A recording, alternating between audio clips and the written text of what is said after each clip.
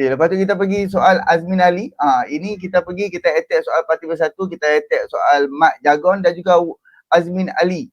Kenapa dan mengapa Azmin Ali tidak bertanding? Tak apa, kita akan pergi, kita akan bawa respon kawan-kawan kita. Terima kasih kawan-kawan yang hadir. Bantu aku like, komen dan subscribe. Jom kita pergi intro dulu antara video-video yang aku akan bawa. Jom kita dengar sama-sama. Kalau mencari tempat mandi, yang pertama teluk, yang kedua pantai. Kalau mencari pemimpin parti, yang pertama elok, yang kedua pandai. Terjejas akibat pelanggaran mandat ini. Ketua Pemuda Bersatu Wan Ahmad Faisal Wan Ahmad Kamal mempersoalkan tindakan beberapa ahli majlis pimpinan tertinggi yang didakwa tidak menuruti petua Presiden Muhyiddin Yassin. Pakai kopiah, semayang kat masjid, jemaah tak tinggal. Ucapan semua takbir lah. Takbir, hadis apa, surah apa. Saya ikut saja apa yang... Dan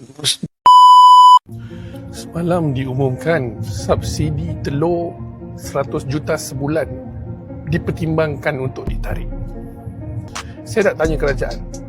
Satu, menyusahkan rakyat, tarik subsidi telur. Satu lagi, menyusahkan siapa atau memberi manfaat kepada siapa. Alamak, ni apa pula kes abang mat kita ni nak tarik subsidi telur pula. Aduh, biar betul. Wah, bukan main menggelupur lagi setengah orang tu bila dengar subsidi telur nak ditamatkan ni. Sekarang soal cukai. Pengecualian cukai bagi yuta. Betul itu Universiti China, Malaysia. Betul itu Universiti China, Malaysia. Assalamualaikum tuan. Waalaikumsalam. Maaf bertanya, boleh tak ulas secara ilmiah kenapa cukai UNITA sebanyak berjuta ringgit itu dimansuhkan sedangkan dia memberi pendapatan kembali kepada kerajaan? Mesti ada alasan logik ke atas tindakan kerajaan ni. Terima kasih tuan. Okey, jom kita ulas pasal isu ni secara ilmiah.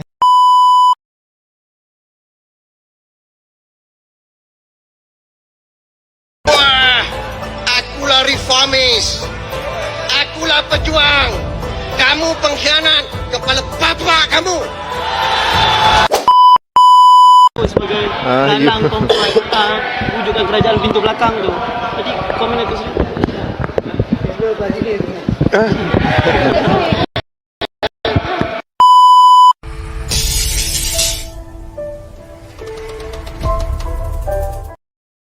Okey geng, itulah di antara video-video yang aku akan bawa di dalam live ini. Terima kasih kawan-kawan yang hadir. Bantu aku like, komen dan subscribe. Kita pergi dulu soal Mat Jagon. Mat Jagon ni dia ada dua tajuk, dua persoalan yang dikeluarkan oleh dia. Satu soal pemilihan parti dia lah. Lepas tu satu lagi soal subsidi telur akan ditarik balik. Lepas tu dengan Universiti Kolej Tunku Abdul Rahman mendapat pengecualian cukai 80 juta. Itu yang dipertikaikan oleh Wan Ahmad Faisal. Jadi jom kita dengar dulu soal Mat Jagon dan kita pergi bersama dengan Azmin Ali. Jom kita sama-sama kita dengar. Tempat mandi, yang pertama teluk, yang kedua pantai. Kalau mencari pemimpin parti, yang pertama elok, yang kedua pandai. Maka dengan rendah diri saya merayu kepada semua perwakilan, berilah peluang dan undilah saya. Hampa jangan salah faham. Hampa duk kata aku duduk promote Jagon pula. Tak ada. Okey, ini dia punya video posting dia kan. Kita nak tengok apa ketidakpuasan hati dia di dalam pemilihan Parti Bersatu. Saat kita akan dengar. Jom kita sambung. Wan Ahmad Faisal Wan Ahmad Kamal, calon nombor 14 sebagai ahli Majlis Pimpinan Tertinggi Bersatu yang baru. Salam perjuangan, salam bersatu untuk Malaysia. Okey, inilah yang benar-benar belaka bawa surat layang. Okey, itu part 1. Soal pemilihan Parti Bersatu.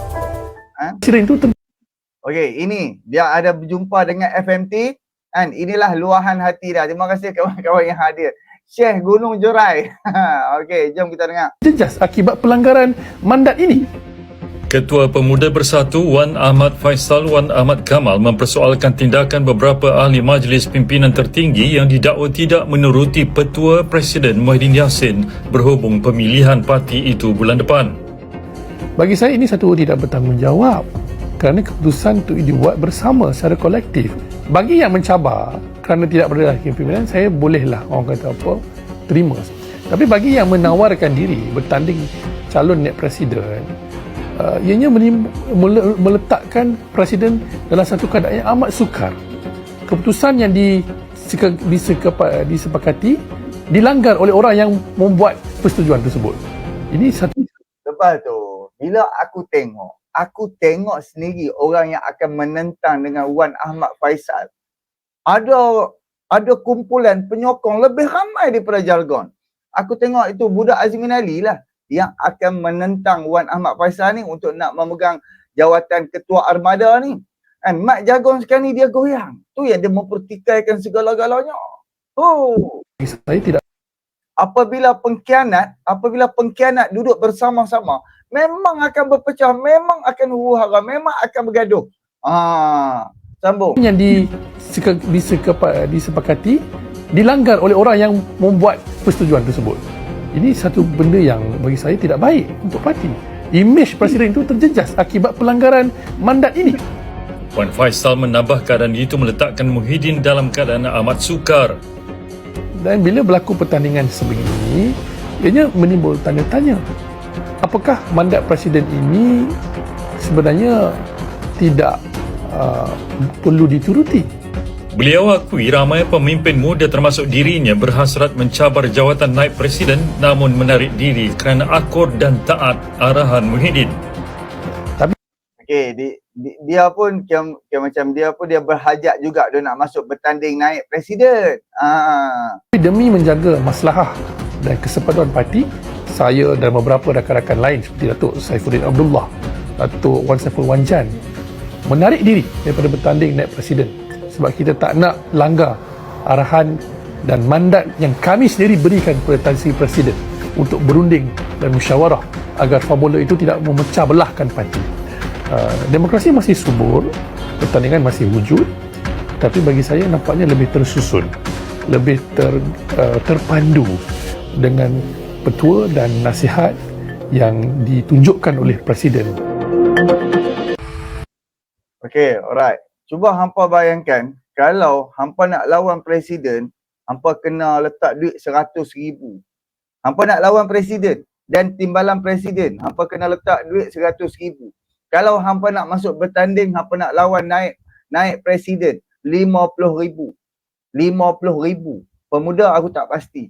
Kan? Parti Bersatu ni memang meroyan, memang bermasalah, memang huru-hara. Kan? Kita tengoklah. Kan? Azmin Ali, mana Azmin Ali? Kita pergi dulu sebelum kita masuk jargon mempertikaikan subsidi telur. Kita pergi bersama dengan Azmin Ali dulu. Kenapa dia tak bertanding? Ini pemilihan bersatu. Kenapa Azmin tidak mahu bertanding? Terima kasih kawan-kawan yang hadir. Bantu aku like, komen dan subscribe. Jom kita dengar sama-sama. Wah, akulah reformis. Akulah pejuang. Kamu pengkhianat, kepala bapa kamu. Pemilihan Parti Pribumi Bersatu Malaysia Bersatu yang akan diadakan bulan depan akan menjadi medan perang proksi antara Setiausaha Agung Bersatu Datuk Seri Hamzah Zainuddin dan Ahli Majlis Pimpinan Tertinggi MPT Bersatu Datuk Seri Muhammad Azmin Ali, yang mana kedua-dua pemimpin itu bersaing untuk meluaskan pengaruh diorang dalam parti. Saingan paling sengit antara kedua-dua puak itu dapat dilihat dalam perebutan MPT dengan 80 calon akan bersaing untuk merebut 20 kerusi yang dipertandingkan. Untuk saingan sayap pemuda Armada Bersatu, 45 calon bersaing untuk merebut 15 kerusi. Azmin nampaknya akan beri lebih tumpuan untuk dapatkan pengaruh dalam sayap Armada, memandangkan dia sendiri tak bertanding mana-mana jawatan penting dalam Bersatu. Sebaliknya, dia hanya mempertahankan jawatannya sebagai Ketua Bahagian Bersatu Gombak. Azmin Okey, cuba hampa bayangkan.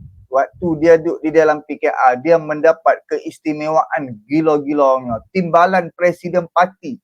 Kalau hari ni Azmin Ali duduk di dalam PKR, di manakah tempat Azmin? Tempat Rafizi hari ni ya? Ataupun dia dapat jadi apa-apa Menteri Kewangan ke apa ke. Tapi bila hang khianat, sekarang hang dah jatuh. Azmin Ali sekarang dia sedang berada di dalam keadaan kejatuhan di dalam kerjaya politik dia. Sebab ni Hamzah Zainuddin ketua pembangkang. Azmin Ali dia tak boleh jadi ketua pembangkang sebab dia di kerusi parlimen kalah. Jadi sekarang ni Azmin Ali dia melayang-layang kehidupan dia. Jom kita sambung.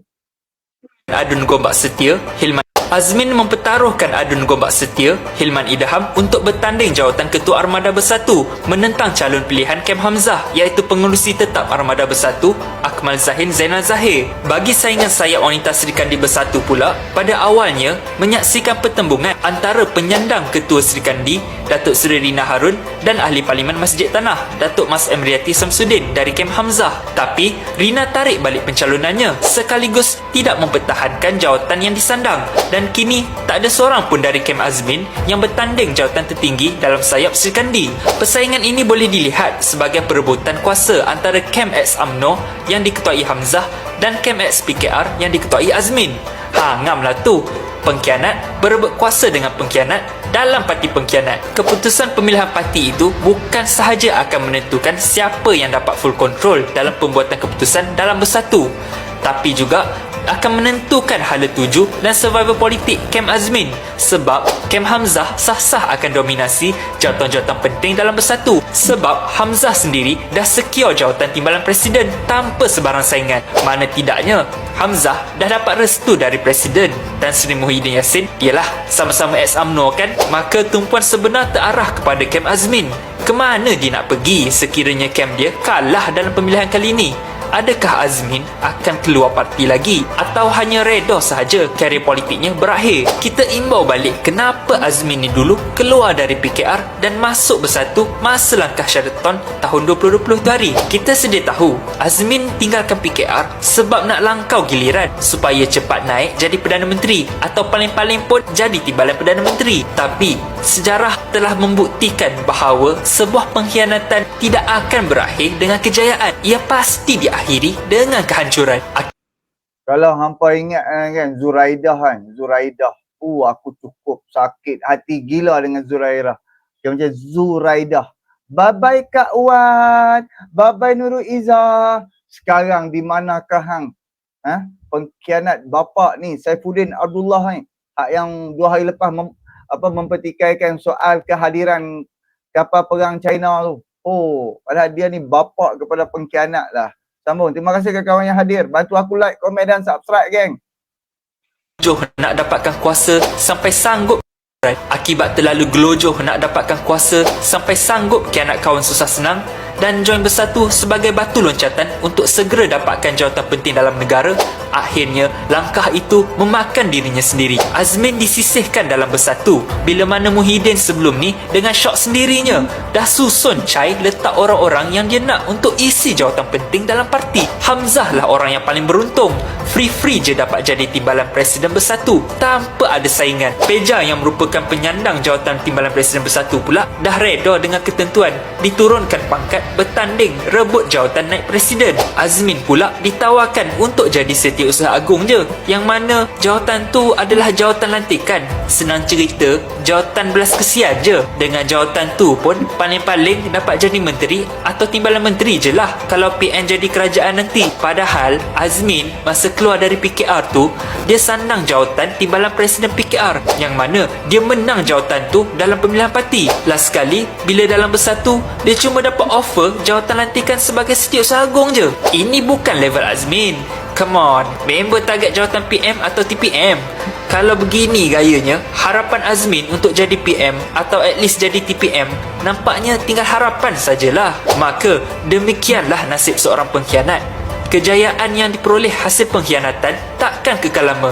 Ia pasti akan berakhir dengan kehancuran sehina-hinanya. Itulah yang sedang dihadapi oleh Azmin ketika ini. Pengkhianatannya terhadap PKR akhirnya dibalas secara cash.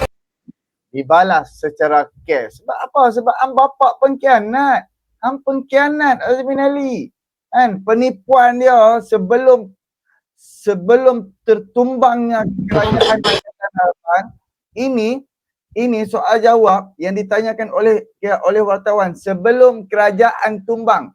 Ini sebelum Kerajaan Pakatan Harapan tumbang, waktu ni Azmin Ali sebagai Presiden Parti Keadilan Rakyat. Betul lah Mak Kabul ni cakap. Dia ada juga penulisan dekat bawah ni je. Ada. Oh tak ada. Okay, jom sama-sama kita dengar apa yang dikatakan oleh Azmin Ali, bapa kepada pengkhianat. Sebagai dalang pemberontak wujudkan kerajaan pintu belakang tu. Jadi komen itu sendiri.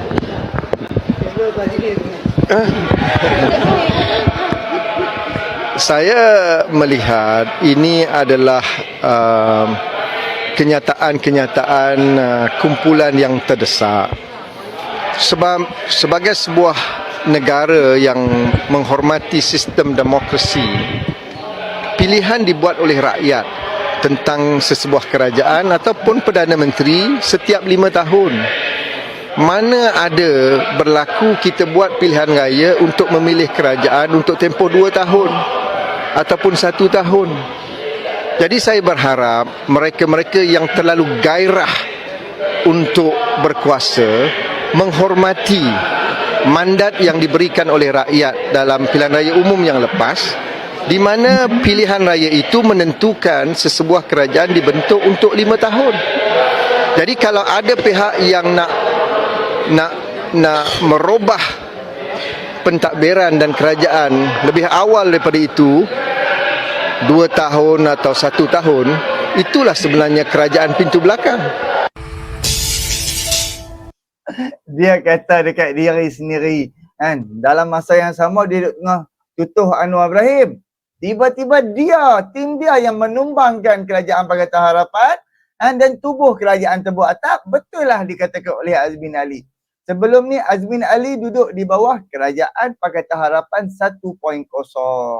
Jadi pengkhianat sekarang ni kita boleh tengok nama-nama Azmin pun memang dah kabur, memang dah hilang, memang dah tak ada jejak dah. Tak ada jejak. Okey. Kita akan pergi pula bersama dengan Wan Ahmad Faisal yang dia keluarkan daripada media sosial dia berkaitan subsidi. Soal penarikan subsidi telur dan juga pasal nama apa tu? Anthony Loke memberi 80 juta kepada Kolej Yutar bagi ataupun jom kita dengar. Dalam diumumkan subsidi telur 100 juta sebulan dipertimbangkan untuk ditarik.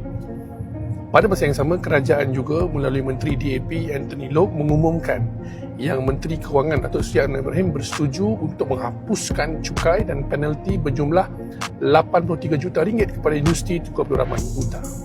Saya nak tanya kerajaan. Satu, menyusahkan rakyat, tarik subsidi telur. Satu lagi, menyusahkan siapa atau memberi manfaat kepada siapa.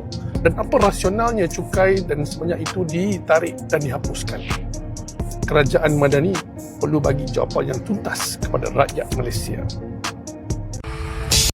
Okey, yes. Sekarang ni memang aku baru ni memang aku check dekat Facebook Wabimat Sabu, memang mereka bermula dengan ayam. Kalau hampa ingat subsidi ayam zaman Ismail Sabri, zaman Muhyiddin gagal mengurus ayam, gagal mengurus hingga ayam naik sampai RM12, RM13, RM14 1 kilo. Seperti harga tu baru ni aku beli ayam bismi ke apa, ayam hak yang duk tak cucuk punya ke apa semua. Aku beli sekilo RM14.70 aku beli baru ni. Tetapi zaman Perikatan Nasional Memerintah 1 kilo ayam dedak, ayam cucuk, ayam yang biasa kita nak beli hari ni berharga RM13 ke RM14. Tapi hari ni selepas waktu tu harga RM13, RM14, tapi ayam tak ada, ayam tak cukup, kerajaan keluarkan duit RM100 juta setiap bulan untuk nak turunkan harga ayam, tapi fail. Sehingga kan Ismail Sabri terpaksa import ayam daripada Thailand untuk nak letak dalam Malaysia. Naik Kerajaan Madani, dalam masa 1 tahun, kita dah dapat selesaikan masalah ayam, masalah telur, dan kerajaan mula menarik dulu subsidi ayam. Dan Alhamdulillah, harga ayam sekarang ada yang RM6.99, RM7.99, kurang tak sampai RM10 untuk 1 kilo. Dan hari ini, kerajaan dah berunding, kerajaan dah fikir, kerajaan dah buat kajian untuk nak menarik subsidi telur RM100 juta terhadap peternak-peternak ataupun pengeluar-pengeluar telur. Jadi jom kita dengar daripada Nazri Hamdan soal harga telur akan naik. Biar betul ni. Bila subsidi ditarik balik. Jom kita dengar apa penjelasan daripada. Okey, lepas ni aku akan pergi soal 83 juta pengecualian cukai. Why tiba-tiba kerajaan Madani ni bagi pengecualian cukai 83 juta. Sedangkan Kolej Tunku Abdul Rahman tu anak-anak Cina terlalu ramai. Kenapa kerajaan menghapuskan pengecualian cukai itu? Kita pergi dekat petikan berita. Jom kita dengar dulu daripada Nazri Hamdan. Ni apa pula kes Abang Mat kita ni nak tarik subsidi telur pula. Aduh, biar betul. Wah, bukan main menggelupau lagi setengah orang tu bila dengar subsidi telur nak ditamatkan Itulah korang. Cikgu kan pernah cakap, kalau kita nak membaca sesuatu tu, janganlah baca tajuk je. Bacalah kat bawah tu sampai habis. Okey, jom kita baca sikit. Kementerian Pertanian dan Keterjaminan Makanan KPKM akan mengkaji semula pemberian subsidi telur bagi grade A, B dan C sekiranya bekalan kembali pulih dan stabil. Korang nampak tak dia punya keyword dia dekat mana? Keyword dia adalah bekalan kembali pulih dan stabil. Okey, saya nak share dengan korang tentang satu cerita ni lah. Cerita ni adalah pada bulan November tahun 2023. Korang ingat tak apa yang berlaku pada masa tu? Kerajaan telah mengapungkan harga ayam, bermaksud tak ada lagi subsidi. Oh, sebelum tu Oh, aku ingat waktu tu kami ni bila Anwar Ibrahim umumkan tu, kami duk kena menjawab ni gila-gilaan. Dan harga ayam tak naik. Alhamdulillah. Harga ayam bawah daripada RM10, RM9, RM7, RM6.99. Sambung. Orang tu buat video lah apalah kan cakap, tengoklah 1 November nanti harga ayam mesti mencanak meroket. In fact saya dah buat beberapa video sebelum tu. Dan saya menjelaskan bahawa harga ayam tak akan naik selepas 1 November. Jadi apa yang berlaku adalah menjelang 1 November yang peliknya harga ayam bukan naik tapi turun. Dekat Terengganu pula, harga ayam telah turun 15% hari pertama selepas penamatan subsidi. Apa kes ni? Akan tetapi Encik Nazri, bukankah kalau kerajaan tarik subsidi, harga barangan patut naik? Macam mana ni? Dekat sinilah masyarakat kita ada stigma di mana mereka fikir bahawa tarik subsidi je harga barang akan naik. Benda ni adalah salah. Penarikan subsidi tidak semestinya akan menyebabkan kenaikan harga. Ia hanya akan menyebabkan kenaikan harga seandainya pada masa itu supply ataupun penawaran tidak stabil. Seandainya penawaran stabil, penarikan subsidi daripada pasaran tidak akan menyebabkan peningkatan harga. Ini yang kita kena tengok, supply and demand punya faktor. Cuba korang bayangkan kerajaan tarik subsidi, kemudian tiba-tiba harga telur naik. Apa akan berlaku guys?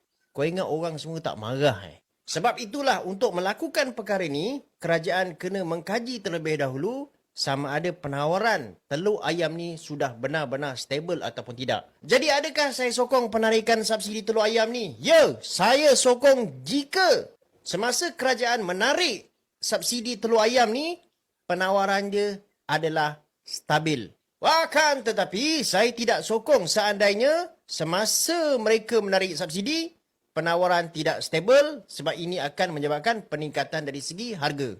Dan sebenarnya approach untuk mengapungkan harga telur ayam ni adalah sesuatu yang sangat betul dari sudut prinsip ekonomi. Sebab dalam jangka masa panjang, apabila ia diapungkan, ia akan menggalakkan lebih banyak players untuk masuk ke dalam industri itu.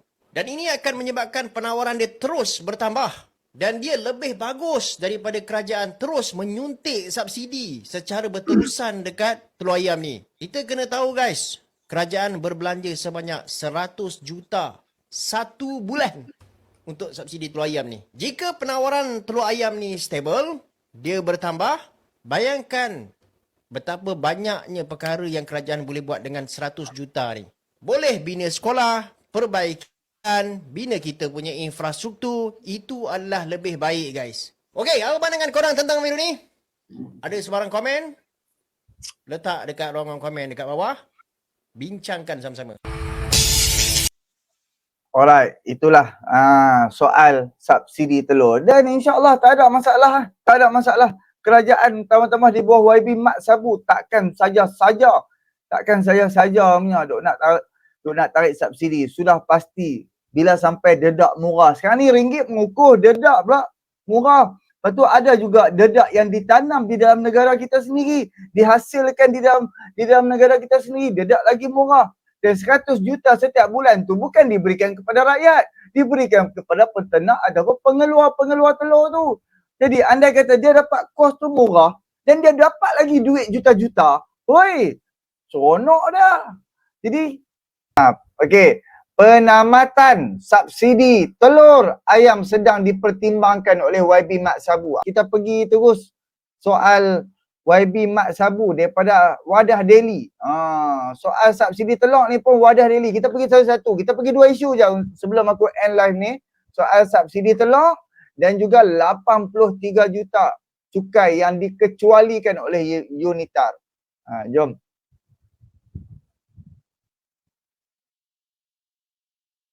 Kita mencari jalan bagaimana supaya jangan terlalu murah, jangan naik terlalu tinggi. Seronok pembangkang apabila Menteri Pertanian dan Keterjaminan Makanan Datuk Seri Muhammad Sabu berkata bahawa kerajaan pertimbang subsidi telur ayam ditamatkan. Sebab sahaja berita itu disiarkan, terus pihak pembangkang menggunakan kenyataan tersebut dan jadikan ia sebagai satu naratif untuk menghentam kerajaan. Cakap lain, buat lain. Itulah perumpamaan yang diberikan oleh pembangkang kepada kerajaan. Macam-macam tomahan yang dilemparkan. Kata mereka, kerajaan pada hari ini cuma menyusahkan rakyat, tidak menjaga kebajikan rakyat dan sebagainya. Sebenarnya, beginilah cara kerajaan efisien bekerja. Bila ringgit naik, kos industri ayam turun dan secara automatik harga turun. Bila harga turun, kerajaan boleh tarik balik subsidi untuk penjimatan dan diagihkan kepada sektor agro makanan lain yang lebih mendesak. Janganlah risau, harga telur takkan naik menjulang. Dulu, harga ayam sebelum dihapuskan subsidi lagi mahal berbanding selepas subsidi ditarik. Laksanakan penamatan subsidi ayam pada 1 November 2023. Hasilnya, bekalan dan juga harga ayam semakin stabil sehingga ke hari ini. Kenapa boleh jadi murah sedangkan subsidi dah dihapuskan? Sebab kerajaan jalankan satu mekanisme apungan harga. Buat pengetahuan semua, pengapungan harga ayam ni merupakan salah satu usaha untuk mengatasi ketirisan dan memastikan dinikmati oleh golongan sasaran. Jadi, sekiranya ada pihak yang cuba memanipulasi harga ayam, kerajaan akan kenakan tindakan yang sangat tegas kepada mereka. Dan sekarang, cuba bandingkan harga ayam sekarang dengan dulu. Belum pernah lagi sejak subsidi ditarik, sekilo harga melebihi RM10.50 sen, malah lebih rendah dari sekilo RM9 ke RM12 ketika era Muhyiddin. Sama juga dengan kes penarikan subsidi telur ni. Pemimpin harus berani agar negara boleh bergerak dengan baik tanpa bebanan pinjaman untuk sesuatu yang mampu ditanggung. Kira baguslah dapat pemimpin negara dan menteri yang boleh memimpin negara dengan baik dan tidak mengamalkan konsep berhutang untuk menggerakkan negara. Zaman Perikatan Nasional dulu siap tubuh pasukan jihad tangani inflasi lagi. Tapi harga telur dengan ayam lagi teruk. Belum lagi harga minyak masak naik double daripada harga biasa. Sekali, keluar pula berita anak ketua pembangkang terlibat dalam kes sorok minyak masak bersubsidi. Kerajaan yang macam tu ke yang diinginkan oleh pembangkang sebenarnya? Sebab satu, kita boleh tengok bila macam kerajaan tarik subsidi ayam, alhamdulillah harga ayam kalau pergi kat Maidin Giant 799, malah Maidin RM6.99. Batak naik lagi RM10 tau. Kan? Waktu zaman PN ayam pun tak ada. Ayam pun tak ada. Harga sampai RM14, RM13, 1 kilo tau. Kalau duduk dekat kawasan-kawasan kampung okey lagi. Kan harga kadang-kadang ada RM10, RM11. Ni yang duduk dekat bandar Selangor ni nak beli bawa duit RM50. Kan? Nak beli apa dia sangat. Ayam saja pun dah 20 lebih dekat-dekat dengan 30 kalau ambil ayam besar. Jenuhlah kalau nak beli ayam kecil-kecil. Kan esok kita ada nak kena beli lagi. Jadi itu daripada telur. Jadi alhamdulillah ayam kita dah berjaya. 100 juta ringgit setiap bulan tau. 100 juta. Bukan 100 ringgit, 100 juta untuk subsidi. Last kan. Yang macam penternak untung, geng-geng hak yang mana, hak yang pengedar ni untung, rakyat tetap harga yang sama. Tak apalah, jom kita pergi pula. Soal 83 juta kita dengar daripada PMX. Kita pergi pula, waalaikumsalam kepada kawan-kawan yang memberi salam. Kita pergi pula soal ni. PM, Perdana Menteri hapuskan 83 juta tunggakan cukai denda Universiti Tunku Abdul Rahman laporan. Okey, banyaklah petikan-petikan berita tapi yang ni aku rasa syok sikit sebab dia tulisan dia hitam. Okey, Perdana Menteri Datuk Seri Anwar dilaporkan memutuskan untuk melepaskan Universiti Tunku Abdul Rahman daripada pertikaian cukai dan penalti yang dituntut lembaga hasil dalam negeri. Okey, alright. Perdana Menteri Datuk Seri Anwar dilaporkan memutuskan dan melepaskan Universiti Tunku Abdul Rahman daripada pertikaian cukai dan penalti yang dituntut lembaga hasil.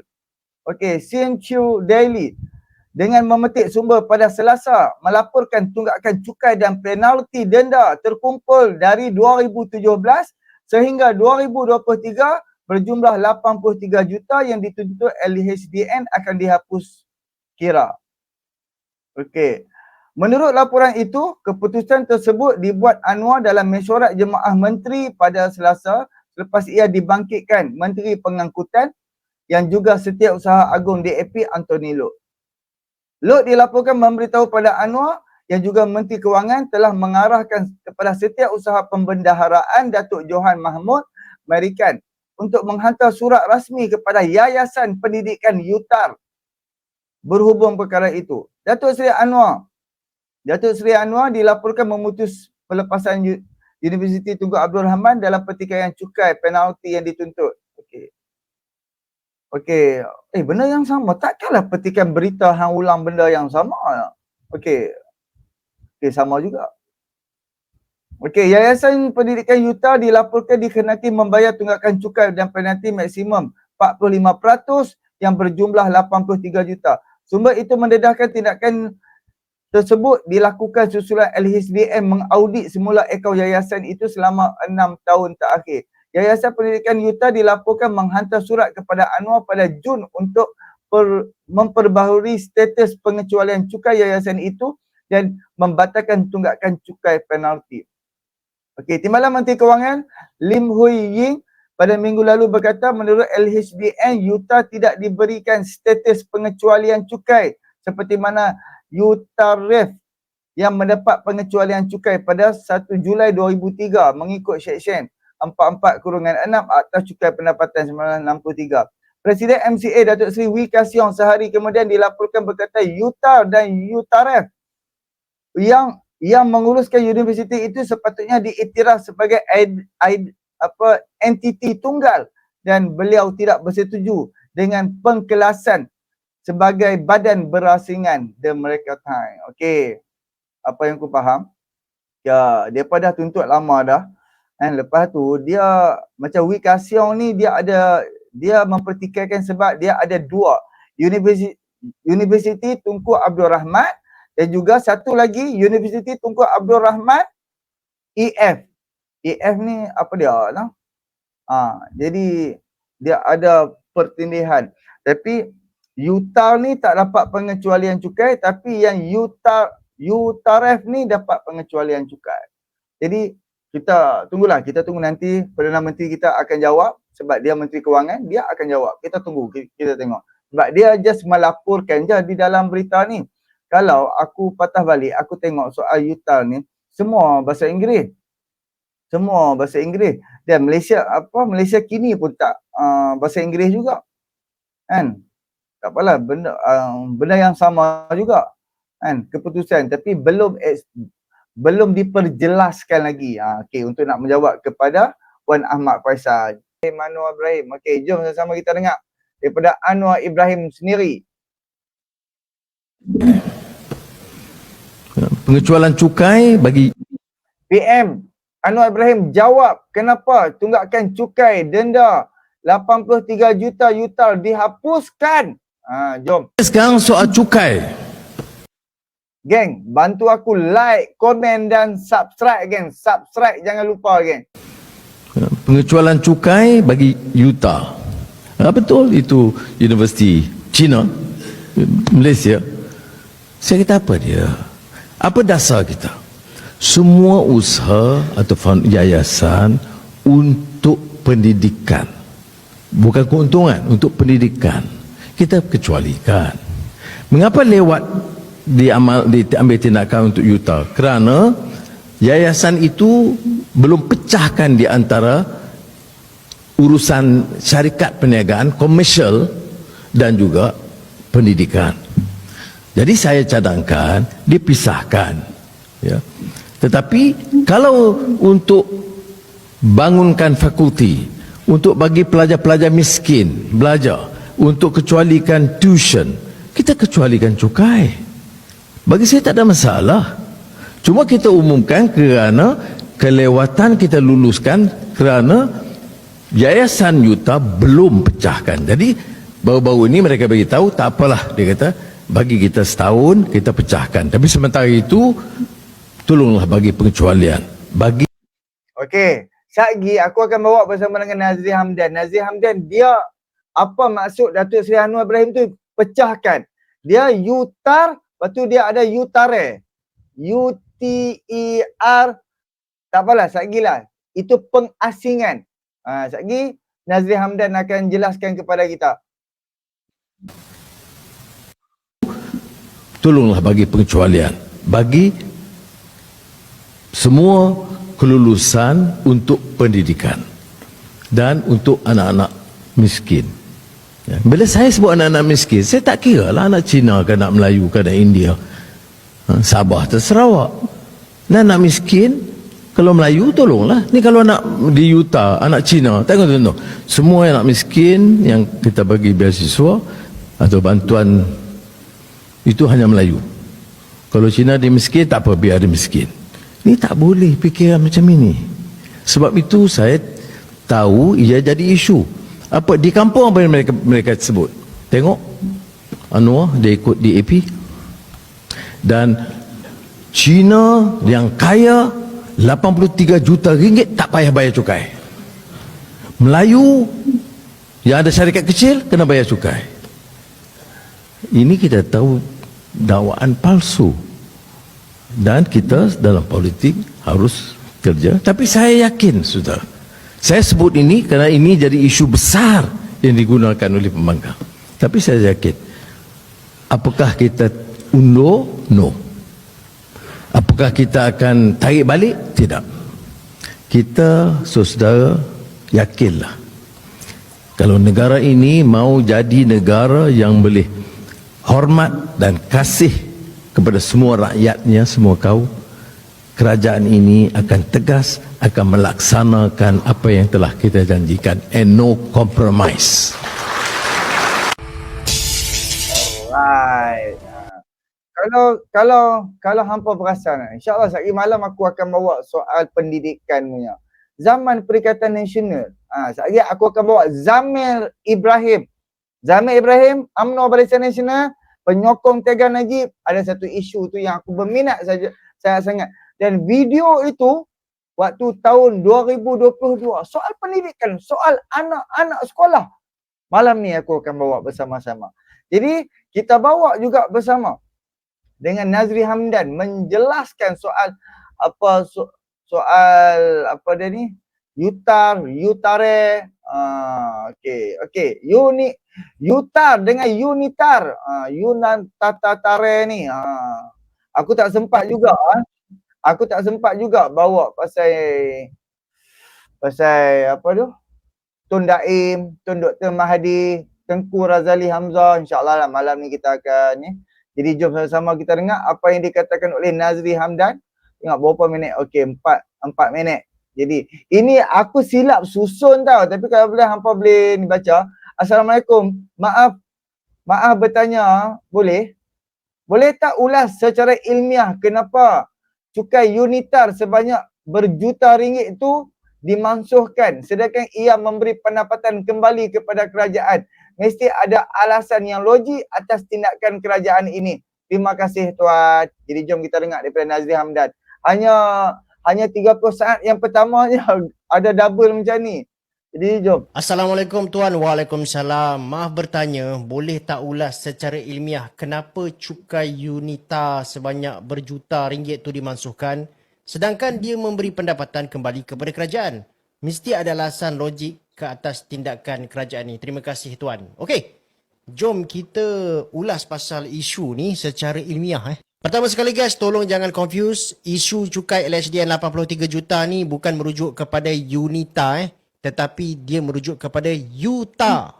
UNITA adalah sebuah universiti swasta yang berpangkalan dekat Selangor ataupun dikenali sebagai UNITA International University. Sementara UTA pula berpangkalan dekat Perak. Jadi dia adalah dua universiti yang berbeza. Tolong jangan confuse. Baik, yang pertama sekali guys, bila kita cakap sahaja pasal universiti swasta ni, ramai orang ingat universiti swasta ni semuanya adalah berorientasikan keuntungan. Maksudnya diorang buat duit daripada student, bayar yuran dan sebagainya. Tapi apa yang orang tak tahu adalah ada juga universiti swasta yang dimiliki oleh yayasan ataupun foundation. Contohnya macam UTA ni lah. UTA ni dimiliki oleh sebuah foundation yang dikenali sebagai UTAREF ataupun UTA Education Foundation. Berbeza dengan universiti swasta yang lain, UTA adalah sebuah universiti yang tidak berorientasikan keuntungan ataupun non-profit oriented. Baik, yang kedua pula, daripada perspektif LHDN, diorang tengok UTAREF dan juga UTA ni adalah dua entiti yang berbeza. Sementara UTAREF mendapat pengecualian cukai, tapi UTA tidak dapat. Timbalan Menteri Kewangan Lim Hui Ying berkata, status pengecualian cukai UTAREF yang diberikan di bawah Seksyen 44-6 Akta Cukai Pendapatan 1967 pada 1 Julai 2003 tidak berubah dan tak pernah dibatalkan. Jelas Lim dalam satu kenyataan hari ini, bagi UTA, LHDN menjelaskan bahawa tiada status pengecualian cukai pernah diberikan. So ini bermaksud UTAREF dapat pengecualian cukai, UTA tak dapat. Yang ketiga pula, ini penting cukai 83 juta yang diminta oleh LHDN ni, dia adalah cukai yang sebelum ini, iaitu antara tahun 2017 sehingga 2023. Jadi dengan kata lain, 83 juta ni adalah cukai yang tertangguh sejak daripada 2017. Bagaimanapun, mulai 2024, UTA perlu membayar cukai semula. So dekat sini kita nampak bahawa keputusan Kabinet dan juga Perdana Menteri ni, dia adalah keputusan yang berbentuk dasar budi bicara. Dia bukanlah satu keputusan yang mana UTA mesti selepas ni dah tak payah bayar cukai. Tidak Kalau selepas ni ada perubahan, kita tak tahulah. Tapi buat masa sekarang ni, apa yang dibuat adalah dasar budi bicara. Dan sebelum ni, UTA memang kena buat satu rayuan lah kepada kerajaan. So dia macam ni guys. Apa yang PMX buat ni, dia cuba menyelesaikan satu isu yang tertunggak lah. Dan daripada dia punya proses evaluation, mungkin dia nampak bahawa kalau aku minta juga 83 juta daripada UTA ni, diorang pun memang tak boleh bayar dah. So kalau diorang tak boleh bayar juga, nak buat apa? Adakah diorang terpaksa gulung tikar ke macam mana? So kalau lah, let's say lah UTA ni gulung tikar, nanti orang akan marah juga kerajaan. Orang cakap, kenapa kerajaan membenarkan UTA ni gulung tikar? Kenapa kerajaan tak nak bantu? Dan salah kerajaan juga. Kalau kerajaan bantu macam ni 83 juta pun orang akan persoalkan juga. Tapi at the end of the day, pendidikan adalah satu kaedah untuk kita melahirkan tenaga kerja yang lebih berkualiti dan juga tenaga mahir untuk negara kita sendiri. Tapi pandangan saya begini. UTA sebagai sebuah universiti swasta, sepatutnya semasa mereka ditubuhkan, mereka dah tahu dah mereka memang kena bayar cukai.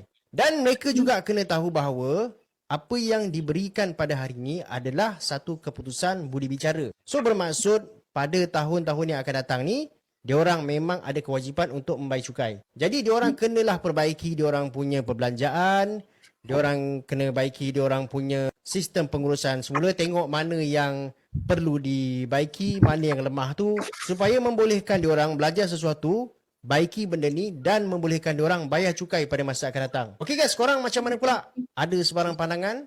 Boleh share dekat ruangan komen. Macam biasalah, bagi saya satu like, sharekan video ni ramai. Alright, itulah daripada Nazri Hamdan. Itulah soal pendidikan ni. Aku setuju sangat dengan Datuk Seri Anwar Ibrahim. Jangan kita kedekut Jangan kita kedekut soal pendidikan. Sebab rakyat, contohlah macam aku yang aku pegang dan aku sampaikan kepada adik-adikku, dengan ilmu pengetahuan itulah yang akan menentukan pendapatan kita. Kalau kita tak ada ilmu, kita tak ada pengetahuan satu-satu bidang, kan kita tak dapat cari pendapatan daripada situ. Aku alhamdulillah bila duk buat YouTube macam ni, aku ada ilmu bab YouTube dan alhamdulillah aku dah bantu beberapa, lebih kurang hampir 10 orang aku bantu soal-soal YouTube. Yang terbaru 2 malam lepas dekat Pakcik Sabri. Hampa boleh pergi bantu subscribe Sabri Ismail. Hampa search Sabri Ismail. Dia dah post satu video kalau tak silap aku. Aku dah bantu post satu video. Sekurang-kurangnya kita dapat berkongsi ilmu tu. Pendidikan tu sangat-sangat penting. Jadi bila contohlah kerajaan duk buat abaikan daripada soal pendidikan, of course kita akan ketinggalan. Tambah daripada sekolah-sekolah apa semua ni. Sebab tu pendidikan sangat-sangat penting. So bantu aku like, komen dan subscribe. Ini kawan kita komen ni. Alasan demi kepentingan rakyat Malaysia yang miskin ingin sambung belajar di universiti swasta. Sebab pakai yuran sendiri untuk kebaikan rakyat, sektor pendidikan wajib rakyat Malaysia sokong 100%. Ya, sebab tu kalau hampa tengoklah sekolah-sekolah kita dengan sekolah-sekolah Cina, sedih geng. Perbandingan antara sekolah-sekolah Cina dan juga sekolah kebangsaan ni yang di bawah kerajaan ni. Okey, aku share daripada ahli parlimen DAP tu. Okey, beza sekolah Cina dan sekolah kebangsaan. Aku share dengan hampa sama-sama. Okey, sekejap, dia tengah loading. Kita tengok betapa. Okey, ini ahli parlimen bukan Bagan, ahli parlimen Bukit Bendera. Ni daripada DAP. Dia sendiri, kalau hampa follow dekat akaun TikTok dah, hampa boleh tengok. Kalau tak silap dengan Facebook sekali, dia pergi tolong sekolah-sekolah kebangsaan ni. Bagi jalan tar baru, bagi bumbung, bagi aircon, bagi macam-macam. Dan kita boleh tengok ahli-ahli parlimen kerajaan sekalipun. Sebab ada peruntukan apa semua, pergi bantu bubuh aircon, buat ceiling baru, buat bumbung. Cuba apa tengok, kita ni sebabkan kerajaan sebelum ni tidak mengutamakan pendidikan dan juga keselesaan untuk menuntut ilmu budak-budak ni. Jadi jom kita dengar. Kesian tau bila tengok betapa daifnya sekolah kebangsaan kita. Cukup beza kalau kita bandingkan dengan sekolah Cina yang kaya raya dan moden. Ya, beza sungguh. Kami wakil rakyat memang akan terus salurkan peruntukan pada setiap sekolah, tapi hampa kena ingat juga peruntukan kami ni ada batas. Memang tak cukup ya kalau kita nak salurkan kepada semua sekolah-sekolah di dalam kawasan kita. Banyak sekolah yang kita kena bantu. Begitu juga ya dengan pihak Kementerian Pendidikan yang perlu menampung ke semua sekolah kebangsaan dalam negara kita. Oleh disebabkan itu, peranan ibu bapa dalam PIBG dan juga ex-alumni sekolah sangat-sangat penting. Tolonglah lebih kerap menyumbang pada sekolah. Jangan pula melenting bila pihak PIBG tetapkan sebagai contoh RM100 setahun. Bukan setiap bulan. Bekas pelajar pula ya, walaupun dah ada anak, tak ada anak di sekolah tu, apa-apalah. Boleh datang dan bantu juga. Ya, kejayaan sekolah Cina adalah disebabkan sikap ibu bapa mereka yang sanggup mengeluarkan wang ringgit untuk memastikan sekolah anak-anak mereka yang pergi tu sentiasa dalam keadaan yang terbaik, ya, supaya anak mereka tu keluar sebagai produk yang berkualiti. Mereka melihat sekolah sebagai pelaburan yang lumayan. Inilah sikap yang perlu kita contohi. Okay? Sekali lagi saya menyuruh kepada ibu bapa dan juga bekas pelajar, kembalilah ke sekolah lama anda. Berinteraksilah dengan pengurusan sekolah. Dan yang penting, bantulah sekolah untuk memberi pendidikan yang terbaik pada pelajar-pelajar kita. Jadi repost video ni, jangan lupa follow. Ya, jangan lupa ya. Okay, dah. Saya nak sambung balik kaji. Alright. Itu daripada ahli parlimen Bukit Bendera daripada DAP. Dia pula ni, dia of course, dia ni wakil rakyat daripada DAP. Dia akan bergelumbang dengan geng-geng Cina. So dia boleh buat perbandingan di antara sekolah yang kerajaan dengan sekolah Cina. Sekolah Cina, mak bapak tolong bagi duit. Syarikat Cina bagi duit lagi kepada sekolah tu. Kan? Seperti mana kita tengok dekat Sepang hari tu kan. Syarikat Tiger memberi sumbangan kepada sekolah jenis kebangsaan tu. Hak yang ditunggang oleh pembangkang tu. Jadi kita harapkan daripada soal pendidikan, kalau hampa perasan tahun ini, tahun 2024, peruntukan untuk Kementerian Pendidikan pun belasan bilion, berbilion. 3 perkara ni, kalau tak silap aku, 3 kementerian ni yang dapat belanjawan paling-paling besar. 1, Kementerian Kesihatan. Yang kedua, Kementerian Pendidikan. Yang ketiga, Kementerian, aku sat-sat aku ingat, aku lupa. Apa dia lupa sat-sat ni, 3 tu. Kan? Jadi, 3 Kementerian Pendidikan, Kesihatan, dengan astagfirullahaladzim. Bantu geng, komen geng. Satu lagi. Kementerian Pendidikan, Kesihatan. Pertahanan. Pertahanan ni dia just kita dah nak beli barang setiap kali kita nak beli barang tu je mahal. Pendidikan, kesihatan. Kalau ekonomi apa semua hak tu kira normal. Yang untuk perubahan setiap tahun ni apa dia? Aku lupalah, tapi 3 lah. Kan? Memang kementerian ni memang sangat-sangat penting serve kepada rakyat. Jadi kita harapkan kerajaan dapat fokus untuk nak memandaikan umat Islam dan umat Melayu dan rakyat Malaysia. Timba pengetahuan dan cari pendapatan tak cukup.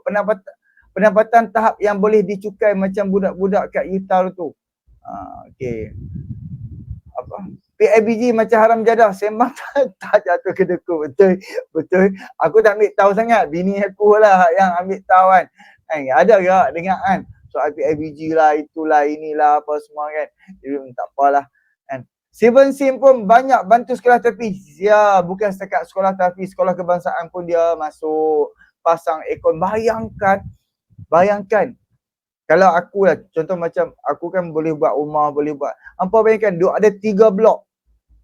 Kiri kanan blok dan tengah-tengah. Tengah-tengah ni blok cikgu-cikgu. Tingkat bawah sekali dia macam pejabat cikgu. Hampa bayangkan angin mai sampai dekat blok pelajar dulu. Kiri dan kanan pelajar. Orang kata bilik kelas murid-murid. Cikgu duduk tengah-tengah. Tak ada aircon. Hanya pakai kipas saja. Jadi bayangkan betapa rasa bahang panas tu. Boleh tahan enggak lah. Jadi sebab tu alhamdulillah aku tengok YB Steven Sim pergi pasang aircon dekat dalam dewan-dewan, mana siling-siling pecah tu dia buat. Puluhan ribu dia bagi.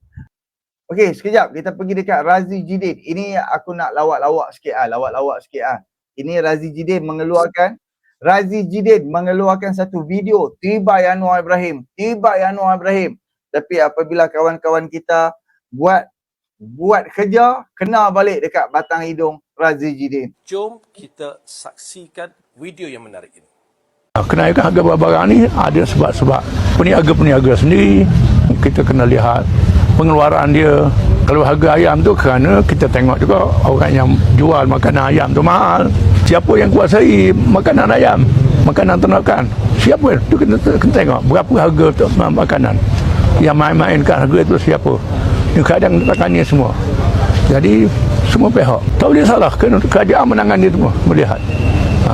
Tak boleh salah kerajaan saja. Soalannya, adakah harga barang semakin turun? Saya ulang, adakah harga barang semakin turun? Berkaitan dengan ringgit, adakah ringgit semakin mengukuh? Okey, hak yang tadi soal harga barang tu Hadi Awan macam dah jawab tau. Hak ni soal ringgit pula ni. Kan? Persoalan daripada Razi Jidin. Ringgit semakin, kita dengar Perdana Menteri jawab. Mengukuh. Bukan ringgit yang jatuh. Yang jadi masalah, dolar Amerika tu naik. Bukan ringgit yang jatuh. Yang jadi masalah, dolar Amerika tu naik. bukan ringgit yang jatuh. Yang jadi masalah, dolar Amerika tu naik. Kerana apa yang dilakukan oleh Trump. Kita dengar pula yang ni. Wallahi 1 sen pun tak masuk poket saya, dia masuk pada parti. Dia masuk pada parti. Dia masuk pada parti.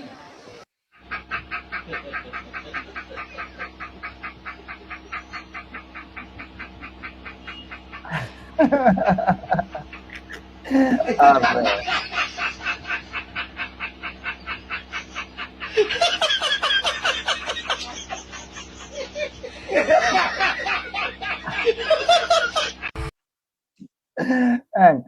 Razi Jidin tu dia buat video dia tahun lepas. Kononnya dia nak troll lah kepada Anwar Ibrahim, dan memang dia troll Anwar Ibrahim.